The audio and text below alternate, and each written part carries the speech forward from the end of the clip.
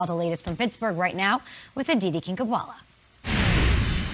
Okay, it was a hot, sunny Monday here at Heinz Field, and Ben Roethlisberger got a well-deserved Veterans Day off. But unlike in years past, where Roethlisberger might have gone to seek shade or maybe even a golf course, he was out here on this field carrying his wristband, engaged in every single snap, talking to his quarterbacks coach, his new offensive coordinators, the skill position players, and clearly very, very involved in this Steelers team trying to get better at its new offense. Of course, with Roethlisberger taking the day off from snaps, that meant another opportunity for his backup quarterbacks to duke it out for the backup job. Dwayne Haskins continues to put some pressure on Mason Rudolph. He's showing more confidence every single day that he's out here. And when I asked head coach Mike Tomlin about Haskins' progress, he said he's stacking good days on top of good days. With another preseason game on Thursday, it's another opportunity for Haskins to perhaps unseat Rudolph.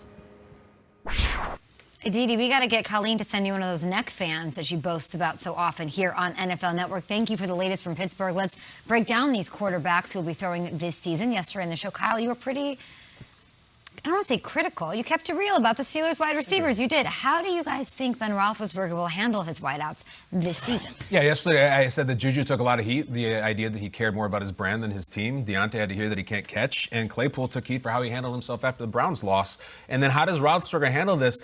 I don't think a lot. Roethlisberger's not one of these guys who does a lot of hands-on managing. Like, if it's Peyton Manning, he's screaming at them. If it's Brady, he's screaming at them. If it's Rodgers, is the steely cold stare as he walks off the field. Roethlisberger's a little bit aloof. You know, like he's been around for a lot of action. Whether you want to talk about Antonio or someone less talked about like Martavis Bryant, he doesn't do a whole lot in terms of like, that's not going to work here. He kind of focuses on himself. So I would say that these guys have to handle themselves, and I would love to see Juju, as he's getting to be like the elder statesman, to kind of be a leader here and no longer about dancing and goofiness and fun stuff. Like, maybe you take control of that group, because I don't think it's Ben's MO. I don't. I'm not sure where these receivers stand as far as like the old Steelers of yesteryear. If they roll their eyes and say, okay, we've heard enough about them. But if there ever was, like, right in smack dab in your face, it's going to Canton on Thursday as a group and seeing those Steeler fans with the Heinz Ward jerseys on, seeing Alan Faneca jerseys, seeing Palomalu say that the greatest compliment was when the old Steelers would say, yeah, you could have played with one of us. Like, last year, Steelers wide receivers, we know about the TikTok and the dancing against the Bills before the game and against the Bengals dancing before them. Like, if there ever was like a slap in face or cold water of what it could be,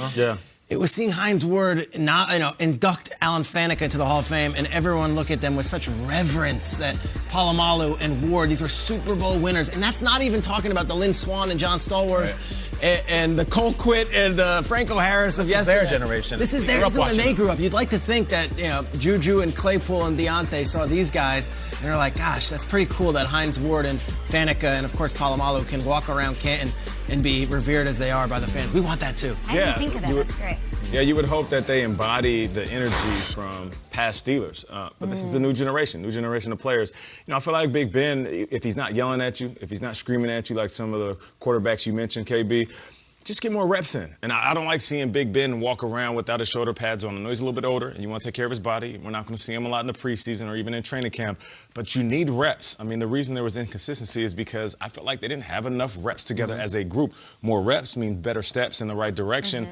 And listen, you feed them the ball, you feed their confidence. And I think that's what they need in order to play at a high level. They are talented. Just looking at their numbers, Deontay, Juju, Claypool each put up over 800 yards. They combined for 25 touchdowns last year. The talent is there. Can they put it all together? And that's when Ben Roethlisberger wasn't even 100%. More than only football.